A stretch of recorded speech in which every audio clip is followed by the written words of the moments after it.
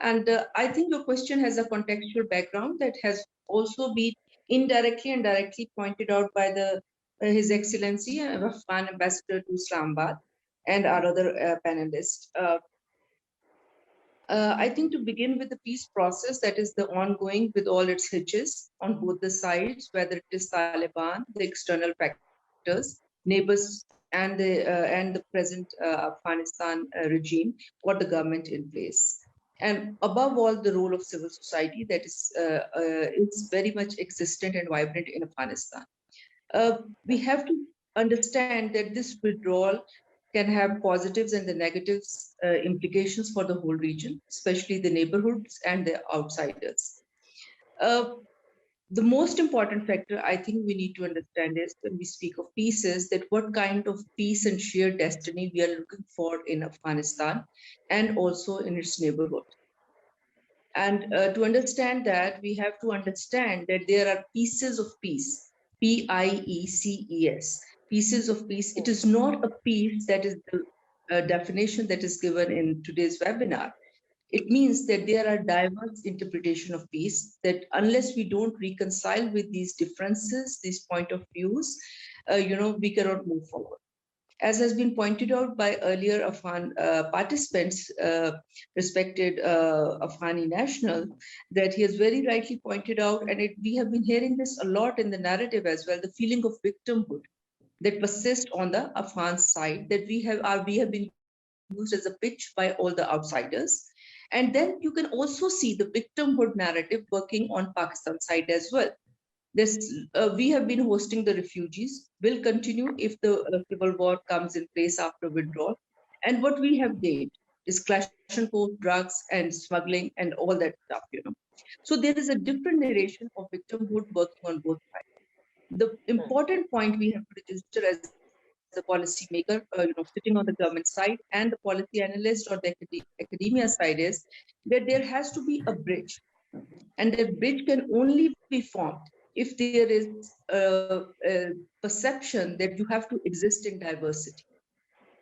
Unless you don't respect the basic forms of statehood, I'm not saying the nationhood because it is very debatable whether the nation is a state or state is a nation. I'm primarily saying that you have to respect the boundaries, sovereignty of your neighbors.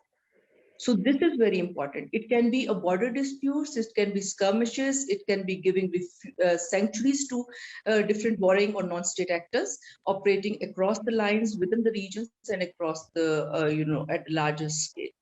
So this US withdrawal, as stated, pointed out by President Biden, is going to unravel a lot of complexities that the last 2 decades have existed, have created on the Afghan soil. And I've have an experience of visiting Kabul and interacting with very esteemed scholars and policymakers from there from time to time. What we gather is that they are very confused where they are going to be left with. Women are confused. They are very, very upset. And the other side in waiting is also upset that how they're going to rule. And the neighbors are upset with what form of the governance we are going to in Afghanistan. So I think we have to play a very positive role, and Pakistan is very well poised to play a positive role. But we must also register that there are also limits to Islamabad's influence on Taliban. You cannot, Taliban of the 40 years earlier are not the same. They were the Mujahideens and later the other Taliban government that came afterwards in later stage of today's generation is totally different. Yes, Islamabad do have some sort of influence, but it is not that simply they will follow Islamabad rules or the perceptions. So unless we recognize that, or also the Afghan side, the present system of governance and the civil society structures recognize the limits of Islamabad influence, we cannot move forward. I will stop here. This is a very important point that you raised, that we have to understand the limitations that even Islamabad has on the influence on Taliban. And based on that, do you think, a very short answer on this before I move forward, Dr. Saba, that based on this, if we do not understand the limitations, you think that the relationship can go not so cordial between the two nations and the blame can begin again? I don't think so. I think both sides are treating very, very carefully. Even the Taliban's not in government of Afghanistan at the moment. The one in government, the ones who are looking, the spoilers and the neighbors and the external actors, all are trying to treat the path very carefully. I don't think so there is going to be negativity.